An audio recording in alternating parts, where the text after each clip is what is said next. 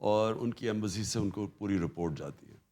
انہوں نے ساری جگہ کوشش کی پیسے پوسے لینے کی. شہباز شریف آپ کو پتہ ہے پنجاب سپیڈ سے وہ پھر سپیڈ میں پھرا ساری جگہ پیسے لینے کے لیے, اور کہیں سے اس کو ملا نہیں. وہ کیوں نہیں ملا؟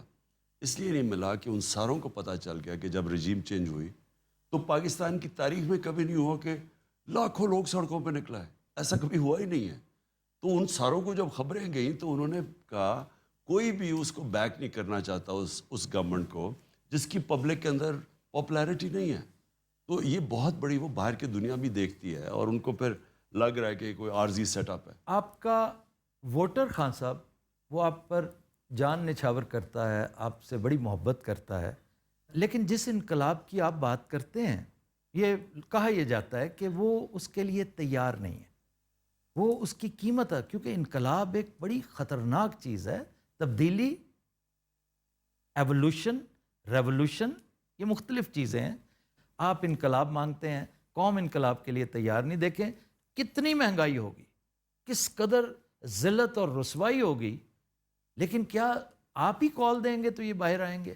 اگر انہیں تبدیلی, چینج, عزت, انقلاب چاہیے ہوتا تو آپ کی کال کی محتاجی نہیں ہونی چاہیے تھی. آفتاب کل میں نے کال دی ہوئی ہے, وہ تو آپ نے دی نا, سارے پاکستانیوں کو. یہ آئیں گے باہر, اس میں کوئی شک نہیں. اتنی زیادہ مہنگائی کر یہ خود کیوں نہیں نکلتے؟ مجھے میں ساروں کو کہہ رہا ہوں نکلے.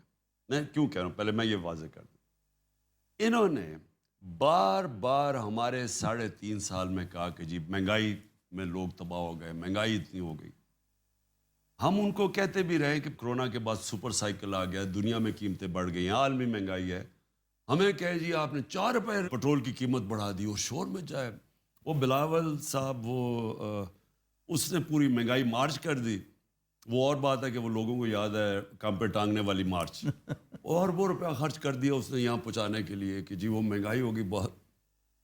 تو ان کا سارا جو وجہ تھی یہ سازش کی جو انہوں نے پبلکلی ڈکلیئر کی وہ مہنگائی تھی کہ بہت مہنگائی کر دی. ٹھیک جی, انہوں نے جو منہ کھولتا فضل الرحمان لانگ مارچ آئے تو وہ پہنچ گیا مہنگائی ہے, یہ کہتے مہنگائی ہے.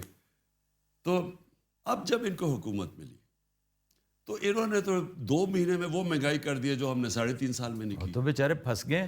ہم نے 50 روپے ڈیزل بڑھایا تھا اپنے 3.5 سال میں, اور ہم نے 55 روپے پٹرول بڑھایا تھا. انہوں نے 85 روپے پٹرول بڑھا دیا اور 110 روپے ڈیزل بڑھا دی. اتنی مہنگائی 2 مہینے سے کم میں کبھی ہوئی نہیں پاکستان کی تاریخ میں. بجلی تقریباً دگنی کر دی, کوئی شک نہیں, سب کو پتہ. اچھا, اور ساری چیزیں مہنگی ہو گئی. تو سوال اس کا یہ ہے کہ اگر آپ مہنگائی روکنے کے لیے آ رہے تھے اور آپ نے اس سازش, بیرونی سازش میں حصہ لے کے گورنمنٹ کو گرایا ہے, تو اب مہنگائی آسمانوں پہ پہنچ گئی ہے. کون ذمہ دار اس کا؟ اچھا کہتے ذمہ دار ہم ہیں, مجھے کہتے ہیں میں ذمہ دار ہوں.